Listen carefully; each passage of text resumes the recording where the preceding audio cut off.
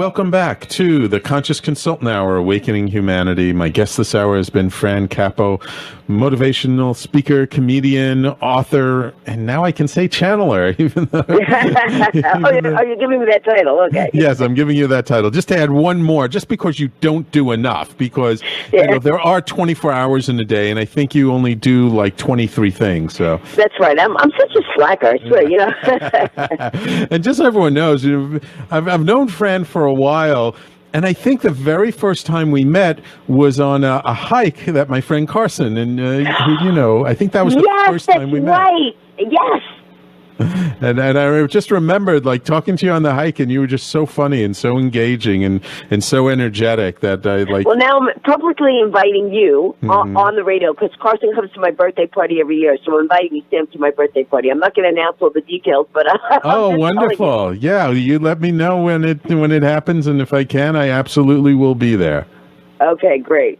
Wonderful, wonderful. So, Fran, I mean, you do a lot. I mean, and the Hopeville I see is like a big passion for you right now. What is your hope for Hopeville?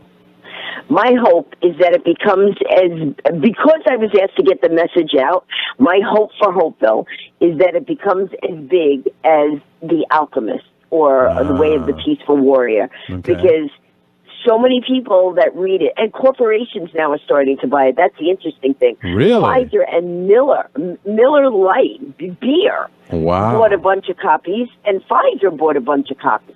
Wow. And for their employees, because they read the book and they were recommended it by somebody else, and then they bought copies to give to the employees on showing a way to live a more fulfilling way of life and teaching them to be happy, because their principle was you have happier employees, then you have a happier workforce, they're not as sick, and all the benefits that come across it. So you wouldn't, you know what I mean? Like there's certain things that you would think companies that would buy, those are two companies that you would say, Hopeville and beer, Hopeville, and, you know, and yet, those are the two companies that approached me first. There are other companies too, but I find those the ones that people would not associate. So that's the thing that I find interesting, corporations coming to me to buy a bunch of the books. Yeah, I mean, it's amazing now, and people often don't see it, but, you know, organizations and corporations are starting to become more conscious. They are starting to understand that, you know, if you don't support your employees, if you don't support your customers, if you don't start treating the planet well, like, you know, you're just not going to be as profitable. And I call it enlightened self-interest. You know, corporations are basically in business for one thing, to make profit. But the old mindset and the old mentality was it was profit at any cost. And now I see this new movement, you know, conscious capitalism and conscious investment is their understanding that ultimately the way you're going to make the most profit is by having this more enlightened approach towards making profit. So it's great that you're able to touch them in that way. Well, especially because remember, there's 4 different characters in this thing. So the little boy helps the people in school. Right. The widowed mother helps single moms and women. The old man helps the elderly and the seniors. And the successful businessman relates directly to corporate America. Yeah. It's almost like Who Moved My Cheese? It was told about 2 mice, but yet everybody wound up buying that. You know what I mean? Like, hey, people could say they were rats instead of mice. I don't know, but the point being is. That's what I thought also about the beauty of the book. I was like, wow, whoever gave me this thought of a way to reach everybody because of the characters in it. Beautiful. And so that's the thing. So my hope is that I do the job that the voice asked me to do and get the message out there. And the only way I can do that is like, I thank you, Sam, by allowing me to talk about the book so that people could hear about it. And then they could, you know, read it and, you know, and then hopefully like it and say, hey, this would be a great Mother's Day gift. You know, hey, this would be a great, you know, Passover, Hanukkah, whatever. Or just this would be something, it's a way to live life. That's what one lady told me. She read the book 10 times. I'm like, 10 times? Wow. She said, yeah, because each time I gain a different lesson out of it. Even though I pulled the lessons at the back of the book out. Right. But when you read it through the story, that's the way that it sticks in someone's mind. Absolutely, because stories create images in our mind, and that's the way we really remember things.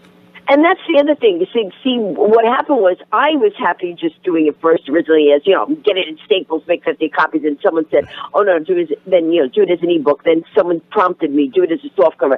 Then after the softcover, they said, do it as a CD. And then someone said, well, it would be nice if you have a candle that you can light with it. So then I made a candle. I'm just following wherever the universe is guiding me. I figure these angels are coming to me and saying, Fran, the book really touched me. It would be so cool if I had a candle with Hopeville on it. And so I said, okay, I'll put a prayer on the back of a candle, and now people can light the candle when they read the book, so they have an actual candle. And these ideas did not come from me. I give credit. People said, this is what I need. Wow. And so then I made it. Wow, wonderful, wonderful, Fran.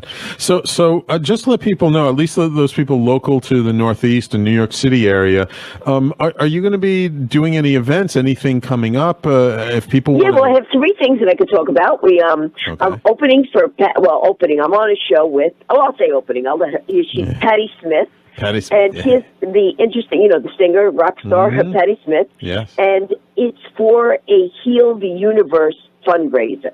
Wow. And it's May 20th, Friday, May 20th, at Le Poisson Rouge at 6 p.m., and that's on 158 Bleecker Street, New York. Okay. And if you go to the website, you can order the tickets. Doors open at 6, and they sell the tickets in advance, and all the funds are donated to Hanzo Haven Charities Foundation, which is basically a place that they're trying to build that does not charge anybody anything, but allows people to meditate and heal. And this guy, Ken Kobayashi, has the vision of healing the universe by bringing all like-minded people together. Ken Kobayashi, yes, I've heard of him. Yes, so that's what the concert's for. Patti Smith and me are doing the concert together, and that's on Friday, May 20th. Wonderful. And then on Friday, June 17th, I'm doing my Love and Laughter. I had been asked to go to this church in Albertson Memorial Church, which is in Old Greenwich, Connecticut. And it's a talk on love and laughter and light and how nothing is impossible and how to create your vision. And it's based through the principles of Hopeville. So I had already went there and did some of the principles of Hopeville, and now we're doing more. And the people at the church liked it, and they said it was one of the first times the church was sold out. Not that, sold out church, but I'm saying that it was the room was filled. And so then they're having me come back to talk more about that, and that's called Love and Laughter, and that's Friday, June 17th, 7 to 8:30. Doors open at 6:30 there, and that's at Albertson Memorial Church, 293 Sound Avenue in Old Greenwich. Wonderful. And you could go to albertsonchurch.org to find out about that. Wonderful. And if people want to just learn more about you, what's your website? Do you have a personal website? Yeah, and the main hub, if you think of it like a circle, if you go to francapo.com, you can get to any of the things I mentioned. So it's FRANCAPO.com. My books are sold there. It leads to the Hopeville, the City of Light website. It talks about my upcoming events. There's a newsletter if people want to know, motivational quotes and when I'm going to be doing crazy TV shows and all fun things. And I run comedy shows, and everything is at francapo.com. Wonderful, wonderful. Oh, it's been such a pleasure having you on the show, Fran. Tell me, you've done so much. You've done more than some people dream about in a lifetime. Do you have any bigger goals that you're looking to do in the next couple of years, next 5 years? I know you've swam with the manatees. You've gone around the globe. What thrills you? What gets you excited about the future? Well, you know what? It's threesome. People always go what's your one thing you like doing the best? But the thing is, it's I love doing two things. Motivating people through living my life and showing them, if I could do it, you could do it. Right. So if I can motivate people and make them laugh through my adventures and everything that I do, so, it comes out through my writing, through my talks, through my stand-up, that's what I love doing. So, with that in mind, I had just done cliff diving in Jamaica. Just got back 2 days ago.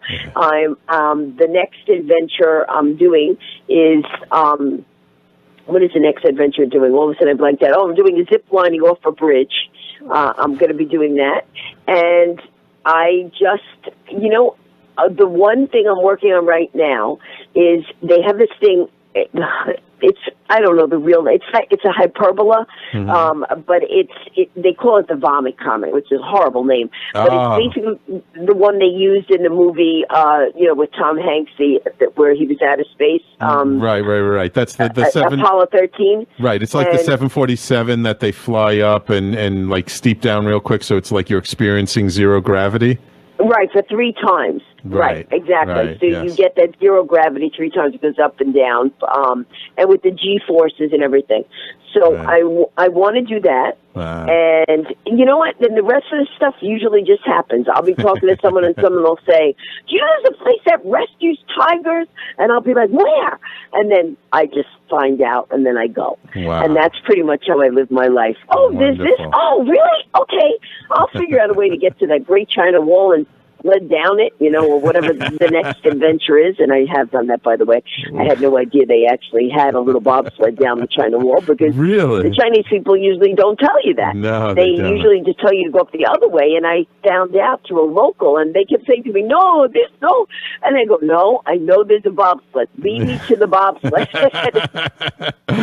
Well, Fran, thank you so much. Thanks for coming on the show, making it such an entertaining hour. Definitely we have to get together next time you're in Manhattan, all right?